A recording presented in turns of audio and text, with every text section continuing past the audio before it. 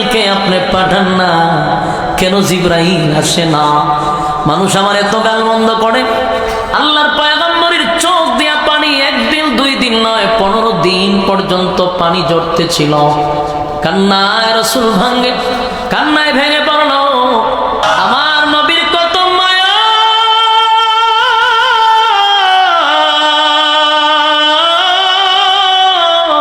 উম্মতের প্রতি নবীর কত মায়া রে। আল্লাহর কাছে দরখাস্ত করে, মালিক রে কেমনে খুশি করবেন? আমার একটা গুনাহগার যদি জাহান্নামের ভিতরে থাকে, ওয়াদা দিলাম আমি নবীর আপনি খুশি করতে পারবেন না। হয়তোবা আমার আল্লাহ এই জন্যই আয়াতটা নাজিল করে বলেন, ওয়ালা সাউফা ইউতিকা রাব্বুকা ফাতারদা। আপনার রব আপনাকে শীঘ্রই খুশি করবে, শীঘ্রই খুশি করবে। Akai Jiban Media. আল্লাহর হাবিব কান্না শুরু করছে, নিজে আসমানের দিকে তাকাইয়া বারবার আসমানের দিকে তাকায় আর বলে, আল্লাহ গোটা মক্কা নগরীতে আমার বিরুদ্ধে সমালোচনা হচ্ছে, আমাকে নাকি আপনি ভুলে গেছেন? গোটা মক্কা নগরীতে এত সমালোচনা আমার বিরুদ্ধে শুরু হয়ে গেল, আপনি কেন জিব্রাইলকে আমার কাছে পাঠান না? কেন জিব্রাইল আমার কাছে আসে না? কষ্টে আল্লাহর নবী কান্দে। 1 দিন 2 দিন নয়, কিতাবে লেখছে কমপক্ষে 15 দিন পর্যন্ত ওহী আসা বন্ধ হয়ে গেছে। এত কষ্টের মধ্যে চতুর্দিক দিয়া সমালোচনা, এমনকি নবীরে গালমন্দ করতে লাগলো। আল্লাহর নবী 15 দিন পর্যন্ত কান্না শুরু করছে। একটা পর্যায়ে নবী নিজেই বলতেছে, আল্লাহ আপনি কি সত্যি আমাকে ভুলে গেছেন? মনের কষ্টে চতুর্দিক দিয়ে মানুষ বলে, আব্দুল্লাহর পুত্র মুহাম্মদের আল্লাহ মুহাম্মদকে ভুলে গেছে রে। নবীও কান্দে, আল্লাহ কেন আপনি জিব্রাইল পাঠান না? কেন ওহী আসে না? নবীও কান্দে, মানুষও গালমন্দ করে। এক পর্যায়ে নবী নিজেই বলতে লাগলো, আপনি কি সত্যি আমারে ভুলে গেছেন গো? কি এমন অপরাধ আমি করলাম? কেন জিব্রাইলকে আপনি পাঠান না? কেন জিব্রাইল আসে না?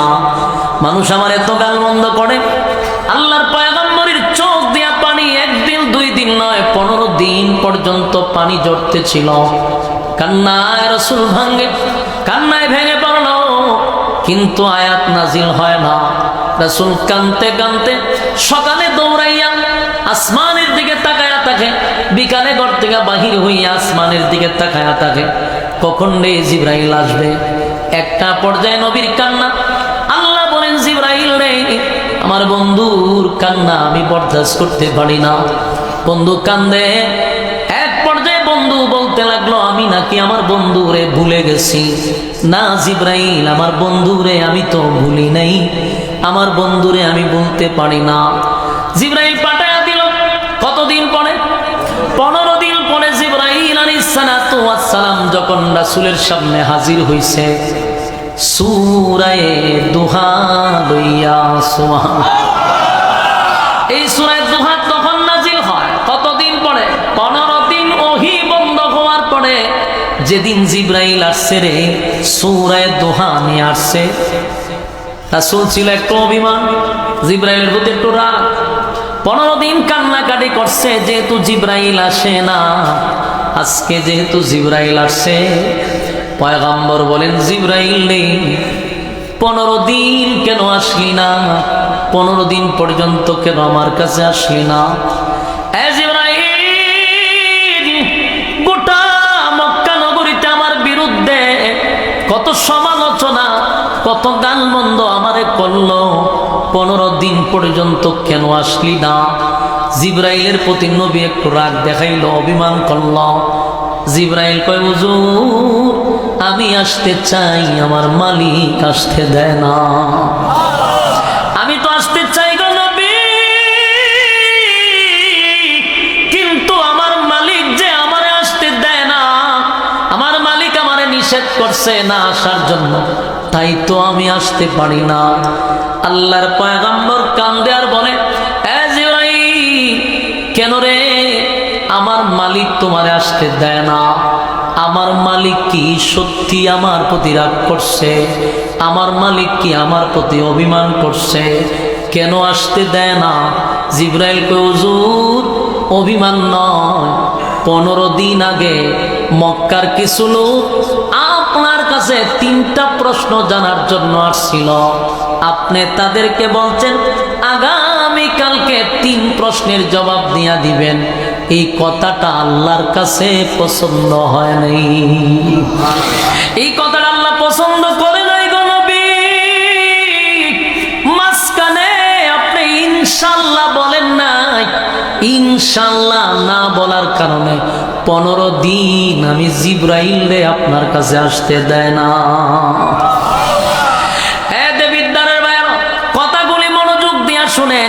ইনশাআল্লাহ কত বড় একটা কথা, যেই কথাটা না বলার কারণে আমার আল্লাহ 15 দিন ওহী বন্ধ করে দিল। যেই জিবরাইল সকালে বিকালে আসে, সেই জিবরাইলের আশা বন্ধ করে দিল। তাহলে ইনশাআল্লাহ এটা কি সাধারণ?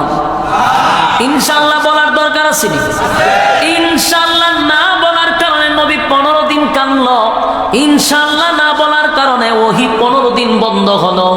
ইনশাআল্লাহ না বলার কারণে জিবরাইল আসলো না। সেই ইনশাআল্লাহ কিয়ামত পর্যন্ত যেন উম্মত না ভুলে।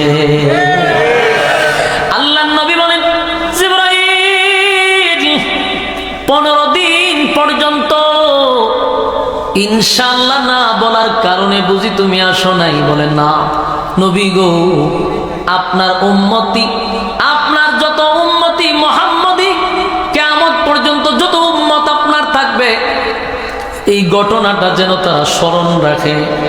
একবার ইনশাআল্লাহ না বলার কারণে 15 দিন ওহী বন্ধ করে দেওয়া হয়। 15 দিন আমারে আশা বন্ধ করে দেওয়া হয়। 15 দিন আপনার চোখের পানি পড়ে। তাই আপনার উম্মত যেন ইনশাআল্লাহ না বলে। বলুন আমরা কি ইনশাআল্লাহ বলবো? কথা কয় না? আমরা কোনো কাজ করতে গেলে সর্বপ্রথম বলবো ইনশাআল্লাহ। আগামীকালকে ঢাকা যাব, মাঝখানে কি হবে? ইনশাআল্লাহ। আমি ঢাকা আগামীকালকে যাব ইনশাআল্লাহ। আগামীকালকে বিবাহ করবেন ইনশাআল্লাহ। কথা হয় না? মাঝখানে ইনশাআল্লাহ না বললে, আপনি যে আগামীকালকে ঢাকা যাবেন, মাঝখানে যদি ইনশাআল্লাহ না থাকে, আল্লাহ কয় তুই যে যাইবি কোনো গ্যারান্টি আছে তোর? আমি যদি না চাই তুই কেমনে যাইবি? এই জন্য ইনশাআল্লাহ শব্দের অর্থ হলো আল্লাহ যদি চায়। বলুন ইনশাআল্লাহ শব্দের অর্থ কি? আল্লাহ যদি চায়। আল্লাহ যদি চায় তাহলে ঢাকা যাব। আল্লাহ যদি চায় বিবাহ করব। আল্লাহ যদি চায় রাতের খাবার খাবো। কথা হয় না? এই জন্য মাঝখানে ইনশাআল্লাহ বলা দরকার। এবার আসুন, রাসূলকে রাগ ভাঙাইছে। এবার আল্লাহ বলে, বন্ধু আপনি যে কানলেন আর বললেন আমি আপনারে বুইলা গেছি, আল্লাহ নবী কিন্তু কাঁদছে আর বলছে, মালিক সবাই বলা বলি করে আপনি নাকি আমারে ভুইলা গেছেন। সত্যি কি মালিক আপনি আমারে ভুইলা গেছেন? আল্লাহ তখন সূরা দুহা নাজিল করে 2টা কসম করে। কয়টা? বলুন কসম কয়টা? এই সূরার শুরুতে 2টা কসম আছে রে। আল্লাহ তখন 2টা কসম করে বন্ধুরে সান্ত্বনা দেয়। সূরাটা পুরা সূরাটাই নবীরে খুশি করার লাগে নাজিল করছে। সুবহানাল্লাহ। পুরা সূরা দুহাটা পয়গম্বরকে বন্ধু সান্ত্বনা দেওয়ার জন্য, বন্ধুরে বন্ধু খুশি করার জন্য এই সূরা দুহা নাজিল করে। আল্লাহ 2টা কসম করছে, 2টা কসম। শুরুতেই আল্লাহ বলেন ওয়াদ-দুহা, দিনের আলোর কসম। ওয়াদ-দুহা, দিনের আলোর কসম। চাষতের নামাজের সময় যেই রুদ্রটা উঠে, 12টার আগ পর্যন্ত রুদ্রটা যেই পরিমাণ উঠে, সেই সময়টার কসম করেন আল্লাহ। ওয়াদ-দুহা, দিনের আলোর কসম, দিনের আলোর কসম। এরপর আল্লাহ বলেন ওয়াল-লাইলি ইযা সাজা, আল্লাহ বলেন রাতের অন্ধকারের কসম। সময়ে রাত্রিটা নিঝুম হয়ে যায়, সেই সময়ের কসম, ওয়াল্লাইলি ইযা সাজা, রাতের অন্ধকারের কসম। তাহলে এই সূরার দুইটা কসম, একটা হলো দিনের আলোর কসম, আরেকটা হলো রাতের অন্ধকারের কসম। কিন্তু আমি আরো দুইটা ব্যাখ্যা পাইছি তাফসীর কারকরা বলেন আল্লাহ ওয়াদ-দুহার আরেকটা অর্থ এখানে উঠান। আরেকটা অর্থ হলো ওয়াদ-দুহা, নবীর সুন্দর চেহারার কসম। সুবহানাল্লাহ। আল্লাহ কয় ওয়াদ-দুহা দিয়া আরেকটা ব্যাখ্যা হলো আপনার সুন্দর উজ্জ্বল চেহারার কসম। নবীর চেহারা কত সুন্দর, যেই নবীর চেহারা নিয়ে আল্লাহ কসম করছে। সুবহানাল্লাহ। আমার নবীর চেহারা কত সুন্দর,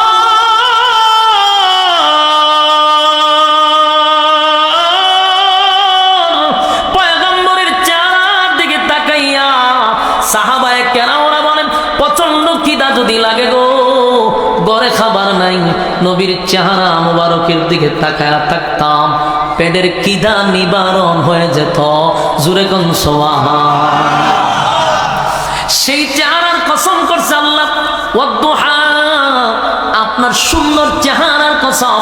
ওয়াল্লাইলি ইযা সাজা, এটার আরেকটা ব্যাখ্যা হলো আপনার কালো চুলের কসম। নবীর চুল ছিল কালো, আর চুলগুলো এত সুন্দর ছিল যে আল্লাহ নিজেই চুলের কসম করছে রে, চুলের কসম করছে। আল্লাহ কয় ওয়াল্লাইলি ইযা সাজা, আপনার কালো চুলের কসম। তাহলে আমরা সূরার শুরুতে দুইটা কসম পাইলাম। আল্লাহ কয় রাতের অন্ধকারের কসম, দিনের আলোর কসম, সুন্দর চেহারার কসম, কালো চুলের কসম। দুইটা কসম করে আল্লাহ পরের আয়াতে বলেন মা ওয়াদ্দাআকা রাব্বুকা ওয়া মা ক্বালা। আল্লাহ দুইটা কসম করে বলে হাবিব, না আপনার রব আপনারে ভুলে নাই, আপনার রব আপনারে ভুলে নাই, ভুলে নাই, ভুলে নাই, ভুলে নাই। আপনার রব আপনাকে আগে যেই ভালোবাসছে, এখনো বাসে, ভবিষ্যতেও বাসবে। মা ওয়াদ্দাআকা রাব্বুকা ওয়া মা ক্বালা, আপনার রব আপনারে ভুলে নাই, আপনার রব আপনার প্রতি অসন্তুষ্ট হয় নাই। জোরে কোন সুবহানাল্লাহ। আল্লাহ রাব্বুল আলামিন বন্ধুরে খুশি করতেছে, ভালো করে কথাগুলি একটু দিলের কান লাগায় শুনেন। বন্ধুরে বন্ধু কেমন ভাবে খুশি করে, অভিমান কেমনে ভাঙায়, একটু দিলের কান লাগান। এই কথা না বলে, এই কথা না বলে। আল্লাহ বলেন মা ওয়াদ্দাকা রাব্বুকা ওয়া মা ক্বালা, আপনার রব আপনারে ভুলে নাই। এরপর আল্লাহ বলেন ওয়ালাল আখিরাতু খায়রুল লাকা মিনাল উলা। আল্লাহ বলেন আপনাকে আমি যা দিছি, আপনাকে আমি যা দিছি এটা কিছুই না পয়গম্বর। পরবর্তী যুগের জন্য আপনাকে আমি যা দিব, এখনের চেয়ে হাজার হাজার হাজার গুণ বেশি দিব। বন্ধু আপনি বলছেন আমি আপনাকে ভুইলা গেছি, না বন্ধু না, আপনারে ভুলি নাই। ওয়ালাল আখিরাতু খায়রুল লাকা মিনাল উলা। দুনিয়া আপনাকে আমি যা দিছি কিছুই না, এর থেকে হাজার কোটি গুণ বেশি আপনার জন্য পরকালে বরাদ্দ রাখছি। সুবহানাল্লাহ। ওয়ালাল আখিরাতু খায়রুল লাকা মিনাল উলা। এরপরে আল্লাহ বলেন বন্ধু আমি আপনাকে অচিরে খুশি করব। ওয়ালা সাউফা ইউতিকা রাব্বুকা ফাতারদা। এই আয়াত আল্লাহ বলেন ওয়ালা সাউফা ইউতিকা রাব্বুকা ফাতারদা। রব্বে কারীম বলেন বন্ধু আপনার রব আপনাকে শীঘ্রই শীঘ্রই শীঘ্রই খুশি করবে। সুবহানাল্লাহ। কেন এই কথা বললেন? ওয়ালা সাউফা ইউতিকা রাব্বুকা ফাতারদা। আল্লাহ কেন বললেন আপনাকে খুব শীঘ্রই খুশি করব? এর ব্যাখ্যা তাফসীর কারকরা বলেন আল্লাহ ওয়ালা সাউফা ইউতিকা রাব্বুকা ফাতারদা এই আয়াতের ব্যাখ্যা করছে হয়তোবা রাসূলকে মক্কা বিজয়ের ইঙ্গিত করছে আল্লাহ, হয়তোবা রাসূলকে আরশে আজিমের মেহমান বানাবে এটার ইঙ্গিত করছে আল্লাহ, হয়তোবা আল্লাহর পয়গম্বর আল্লাহর কাছে অনেক কিছু দাবি করছিল উম্মতের জন্য, সেই দাবিগুলা হয়তো আল্লাহ পূরণ করছে।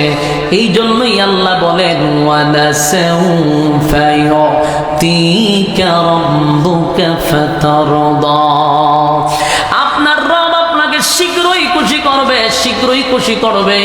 যুবক ভাইরা, আল্লাহর নবী আল্লাহর কাছে একবার দরখাস্ত করছিল। দরখাস্তটা হলো, মালিক আপনি বলছেন আমারে খুশি করবেন, আমার একটা উম্মত যদি জাহান্নামের ভিতরে থাকে গো, আমি নবীরে আপনি খুশি করতে পারবেন না। চিৎকার দিয়া কোন সুবহান। আমার নবীর কত মায়া,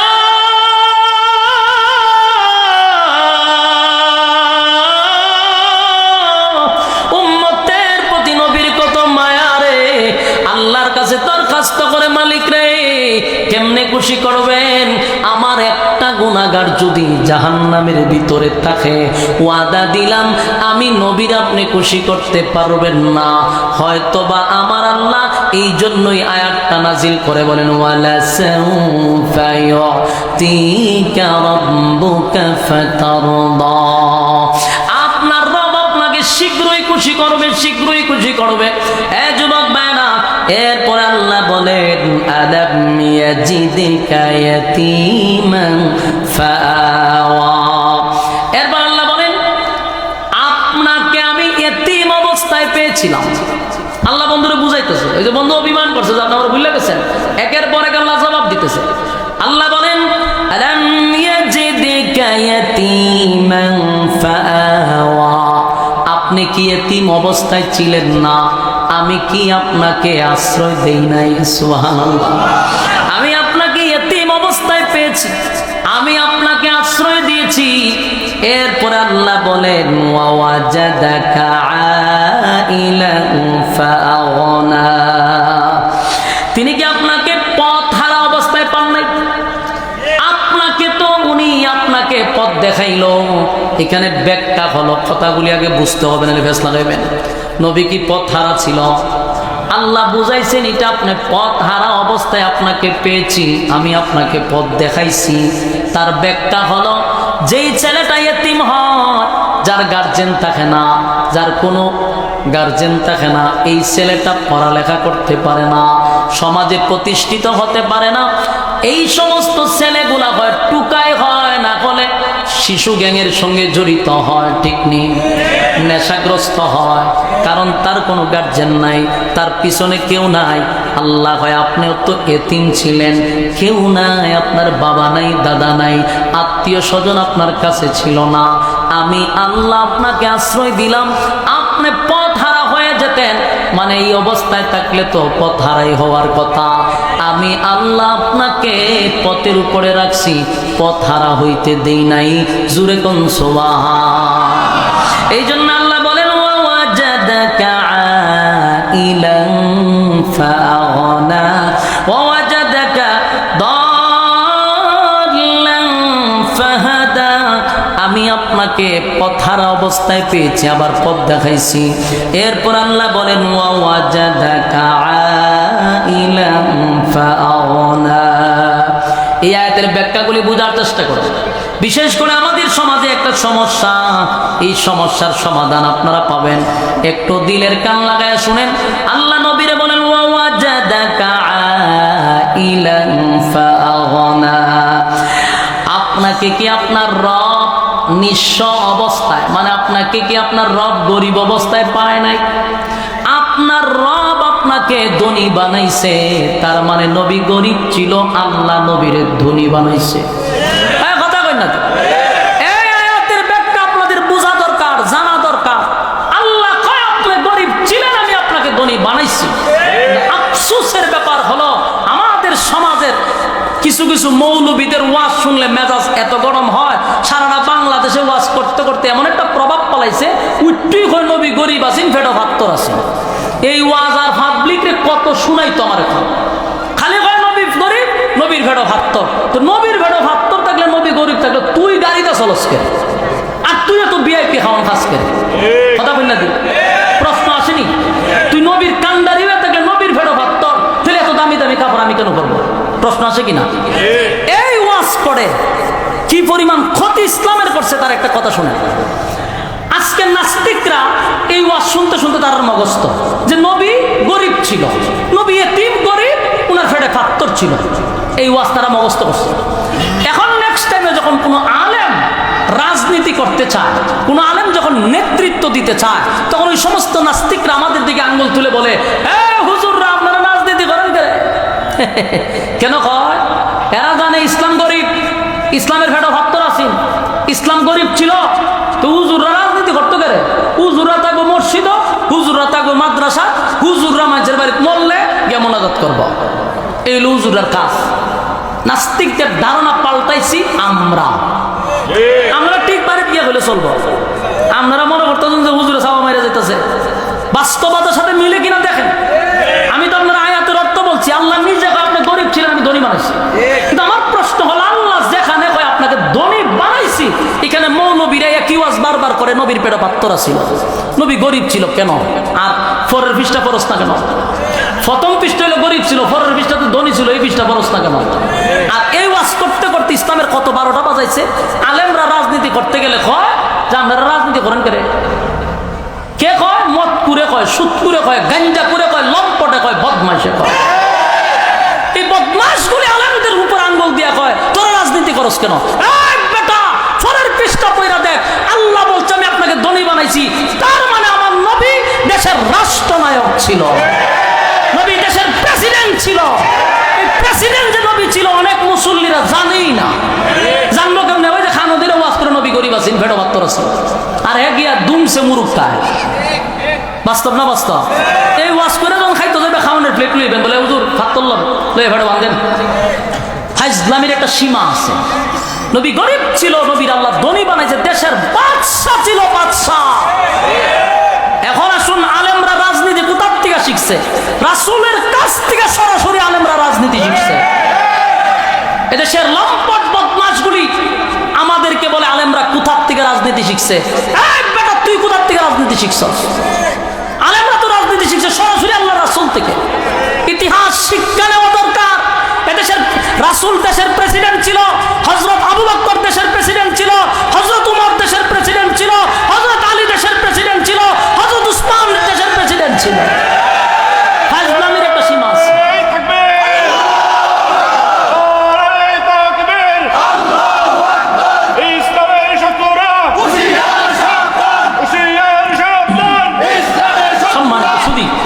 এখন প্রশ্ন হলো, এই ওয়াজ এতদিন শুনছেন, এটাও ঠিক আছে, ফেলে পাথর বাঁধছে সত্য, কিন্তু এর ফোনের বিশ্বাস যায় না।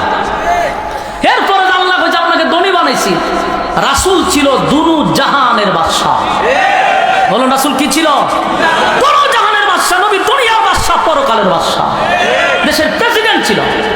রাসূল যদি এই যুগে থাকতো, তাহলে পৃথিবীর সবচেয়ে দামি গাড়ি রাসূল চালাইতো। এরকম মন মানসিকতা নিজের মধ্যে তৈরি করে। আর কত ইসলামদারের মানুষের কাছে নিচে নামাইবেন, আর কত নামাইবেন? আজকে একটা ইঞ্জিনিয়ারের ছেলে মাদ্রাসায় পড়তে দেয় না, ডাক্তারের ছেলে মাদ্রাসায় পড়তে দেয় না। কেন দেয় না? আমাদের নোংরামির কারণে। আমরা মরে কেন দৌড়ায় জায়গা একটা কোরআন শরীফ লইয়া, হ্যাঁ বেটা জিন্দা থাকতে পড়ছত না, মরার পরে ফরজ করে। যার কোরআন শরীফ তার মাথার দ্বারে পড়তে গেছে, জীবনে কোনোদিন কোরআন শরীফ পড়ছে? তিনি মরার পরে ফেরে কিতা করতে? কোরআন শরীফ পড়তে জিন্দা থাকতে, পরে মরার পরে। ইসলাম তারে ভিখারি বানায়া দিছে কিছু লেবাসদারি মৌলবীরা। এগুলো বললে তো আমার কষ্ট লাগবে। কষ্ট লাগলে কি তা? আমার যেটা সত্য কথাটা বলতে হবে। আমার ধারণা হলো প্রত্যেকটা আলেমের একটা করে বাড়ি, একটা করে গাড়ি, শান শৌকতে থাকা দরকার। আজকে আমাদের কারণে আজকে ডাক্তারের ছেলে মাদ্রাসা দেয় না কেন? কয় দিয়া কিতা করতাম, হে তো মাদ্রাসা কইরা চিন্তা করবে কোন বেড়া মরবো। এই চিন্তা মাথার থেকে বাহির করতে হবে। আলেম শুধু মসজিদ নয়, আলেমের পার্লামেন্ট পর্যন্ত যাবার যোগ্যতা আছে। মন মানসিকতা তৈরি করতে হবে। আমাদের মধ্যে গুতাগুতি বাদ দিতে হবে। হিংসায় ডিব্বা বইরা তো রাখছে। আরে বাপরে বেটা, পাবলিকের মনের মধ্যে এত হিংসা নাই, টুপিওয়ালার ভিতরে সেই পরিমাণ হিংসা। বেটা তোর ভিতর থেকে হিংসা দূর কর। হিংসার কারণে আজকে আমরা এক প্ল্যাটফর্ম হতে পারি না। এক বাংলাদেশে কোনো দল থাকলো নয়, বাংলাদেশের জামাত ইসলাম যদি এক হয়ে যেত, আমাদের খেলাফত এক হইতো, ইসলামী আন্দোলন এক হইতো, সব টুফিওয়ালা যদি এক প্ল্যাটফর্মে আসতো, আল্লাহর কসম এদেশে আর কোনো দল আমি মনে করি না। কিন্তু হয় না কেন? গুতাগুতি, একটাই আর একটা ছায়ার উপরে পাড়া দেয় না। এক মসজিদের ইমাম আর এক মসজিদের ইমাম সামনে সহ্য করতে পারে না, এক বক্তা আর এক বক্তারে সহ্য করতে পারে না। আরে ভাই গুতাগুতি বাদ দেন, আমরা একটা প্ল্যাটফর্মে আসতে হবে। আমরা যদি হাতে হাত মিলাই, এর চেয়ে শক্তি আর কোনো দল নাই। আর বাংলাদেশে যেই পরিমাণ টুপিওয়ালা যদি এক হয়, হেরাও বুঝে যে এইটির এক করণ দেওয়া যেত না, এক হইলে বিপদ। বাস্তব না বাস্তব? আমি যেই কথাটা আপনারা বলতেছিলাম, এটা হলো রাসূল গরিব ছিল, রাসূলের পেটে পাথর ছিল, কথা তো সত্য। কিন্তু পরের পৃষ্ঠায় আল্লাহ বলেন আমি আপনাকে ধনী বানাইছি। আপনার দেশের বাদশাহ, রাসূল দেশের রাষ্ট্রনায়ক ছিল, সেই ওয়াজ যদি বেশি বেশি চলতো, নাস্তিকরা বলতো যে হুজুর রাজনীতি হয়েছে করতে গিয়া। কিন্তু এরাও জানতো যারে এরা তো রাসূল ছিল দেশের প্রেসিডেন্ট, এই জন্য তো এরা রাজনীতি করতে চায়। এই মাথার থেকে অলরেডি সরাই দিছে, মাথার ভিতরে ঢুকাইছে ইসলাম গরিব। আল্লাহ আমাদের হেফাজত করুক। আমি কথায় কি রাগ করতেছেন? রাগ করলে কি করতাম বলছেন আমি? আল্লাহ বলেন ওয়াজাদাকা আইলান ফাগনা, আপনাকে আমি নিঃস্ব অবস্থায় পেয়েছি, আপনাকে পরবর্তীতে ধনী বানাইছি। এই সূরা আপনি একটু বালা করে দেখেন, সূরা দুহার 8 নম্বর আয়াতটা বাংলাতে গিয়ে আবার পড়বেন, যে খালি যে গরিবের ওয়াজ শুনছেন, এখন আল্লাহ নিজে আপনাকে ধনী বানাইছে। সুবহানাল্লাহ। এরপর আল্লাহ বলেন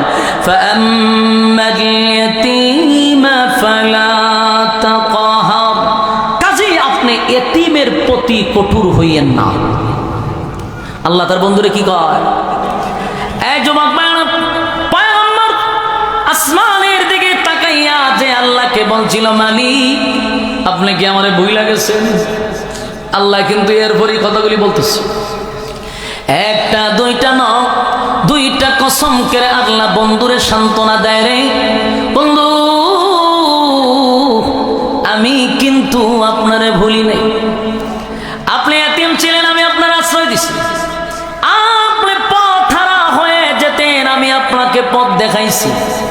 বন্ধু আপনি নিঃস্ব ছিলেন, আপনাকে ধনী বানাইছি, তখনই বলি নাই, আর এখন বুঝি বলো কেমনে গো? আপনি বললেন আমি আপনাকে ভুলে গেছি, আপনার পিছু আমি তখনই ছাড়ি নাই, আর এখন বুঝি ছেড়ে দিব না।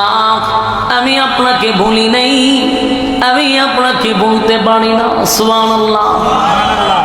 বন্ধু রে বন্ধু সান্ত্বনা দেয়। আল্লাহ বলেন বন্ধু আমি আপনাকে ভুলি নাই, ভুলতে পারি না, তাই তো আপনাকে পিছনের কথাগুলি স্মরণ করাইয়া দিলাম। আপনাকে আমি নিঃস্ব অবস্থায় পেয়েছি, আপনাকে এতিম অবস্থায় পেয়েছি, আপনাকে গরিব অবস্থায় পেয়েছি, আমি ধনী বানাইছি। এরপর আল্লাহ বলেন তাই কাজেই আপনি কোন সময় এতিমের প্রতি কঠোর হইয়েন না। ফাআম্মাল ইয়াতীমা ফালা তাকহার, পয়গম্বরকে আল্লাহ বলেন আপনি এতিমের প্রতি কঠোর হইয়েন না।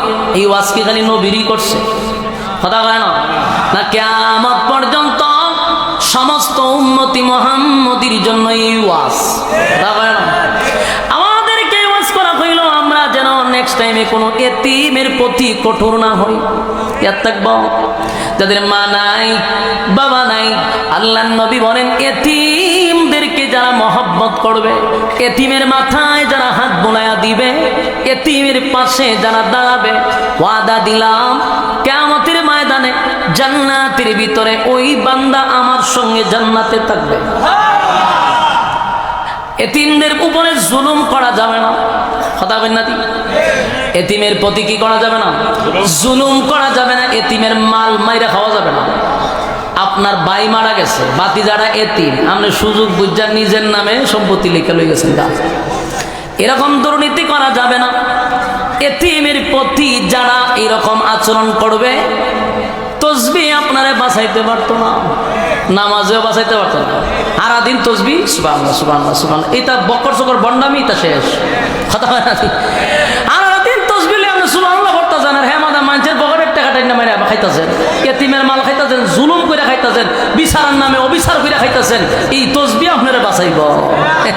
এটা যে বন্ডামি, তা মানুষও বুঝে। তোমার তসবিহ পড়ার যদি দরকার থাকে, তোমার পকেটে ঢোকা, মানছে দেখতো কেটে। তোমার যদি মানুষের দেখায় সুবহানাল্লাহ পড়ো, সুবহানাল্লাহ সুবহানাল্লাহ সুবহানাল্লাহ, এটা কি তা? এটা তো বন্ডামি। এই তসবির মধ্যে কি আছে? ভণ্ডামি আছে। এই জন্য আল্লাহ বলেন, ওয়ালাম নাকুনু তুইমুল মিসকিন।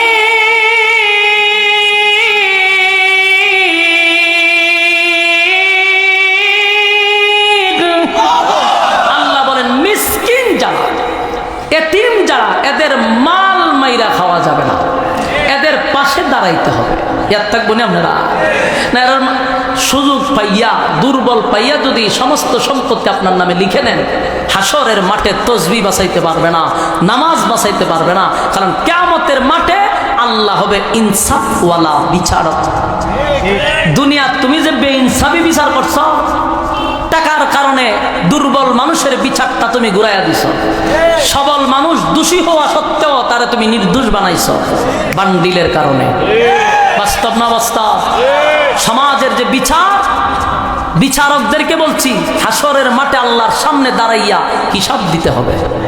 তুমি যে বিচার করছো, এটা কোন ধরনের বিচার? 10 মিনিটের বিচার তারা 3 সপ্তাহ ঘুরায়। বাস্তব না বাস্তব? 3 সপ্তাহে 3 বার পকেটে দেখা করুন না। আল্লাহ বলেন মালিকি ইয়াউমিদ্দিন, কিয়ামতের কঠিন ময়দানে আমি আল্লাহ যখন বিচারক হয়ে যাব, সেদিন কিন্তু উপায় থাকবে না, সমস্ত বেইনসাফি মানুষগুলা ধরা পড়বে। কথা বলে না?